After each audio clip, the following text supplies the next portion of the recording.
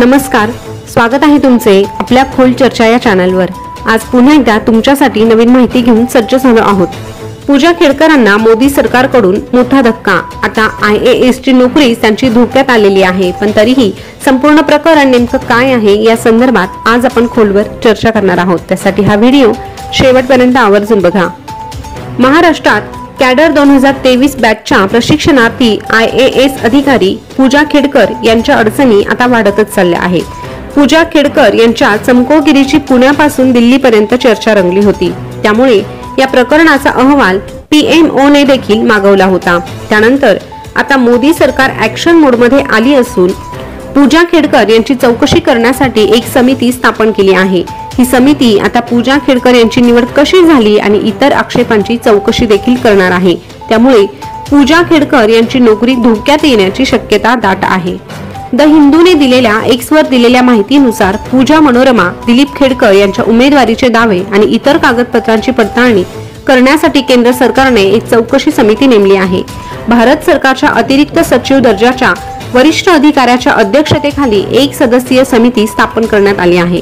ही समिती आता पूजा खेडकर यांच्या प्रकरणाची चौकशी करणार आहे। या समितीला 2 आठवड्यात या चौकशीचा अहवाल सादर करायचा आहे। त्यामुळे या चौकशीत आता काय सत्य समोर येतंय हे पाहणं महत्त्वाचं ठरणार आहे।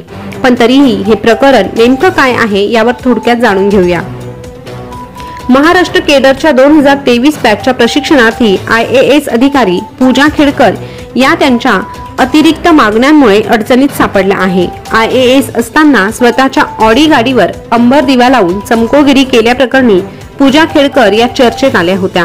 अशा प्रकारचा दिवा कोणत्याही अधिकाऱ्याच्या गाडीवर लावण्यात येऊ नये अशा सूचना केंद्र सरकारने दिलेल्या असतानाही पूजा खेडकरांनी ती गोष्ट केलीच। तसेच होम डिस्ट्रिक्टमध्ये ट्रेनी कार्यकाळ सुरू असताना त्यांनी निवासी जिल्हाधिकाऱ्यांचे केबिन बळकावल्याची देखील घटना घडली। अधिकारात नसताना त्यांनी जिल्हाधिकाऱ्यांकडून एक गाडी, शिपाई आणि कार्यालयाची मागणी केली होती।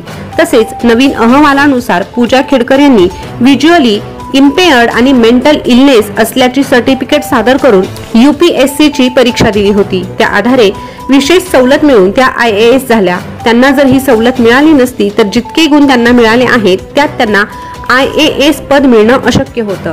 दरम्यान निवड झाल्यानंतर पूजा खेडकर यांची वैद्यकीय तपासणी होणार होती। एम्सने त्यांना 6 वेळा चाचणीसाठी बोलावले होते, मात्र 6ही वेळा त्या चाचणीसाठी उपस्थित राहिल्याच नाही। याउलट त्यांनी बाहेरच्या वैद्यकीय एजन्सीकडून MRI अहवाल सादर करणे निवडले, जे UPSC ने स्वीकारण्यास नकार दिला। त्यानंतर सेंट्रल ऍडमिनिस्ट्रेटिव्ह ट्रिब्युनल म्हणजेच कॅट मध्ये पूजा खेडकर यांच्या नियुक्तीला आव्हान दिले होते। 23 फेब्रुवारी 2023 रोजी कॅटने पूजा खेडकर यांच्या विरोधात निकाल दिला होता, मात्र त्यानंतरही पूजा खेडकर यांनी सादर केलेले वादग्रस्त प्रमाणपत्र ग्राह्य धरण्यात आले आणि त्यांची निवड ही वैध ठरवण्यात आली। अशा पद्धतीने पूजा खेडकरांचं संपूर्ण प्रकरण तुमच्या समोर मांडण्याचा प्रयत्न केलेला आहे। तरीही या संदर्भात तुमच्या काय प्रतिक्रिया आहे, तुम्हाला काय वाटतं हे कमेंटद्वारे नक्कीच कळवा आणि अशीच नवनवीन माहिती जाणून घेण्यासाठी आपल्या खोल चर्चा या चॅनलला सबस्क्राइब करा। पुन्हा भेटूया नवीन माहिती सोबत, तोपर्यंत धन्यवाद।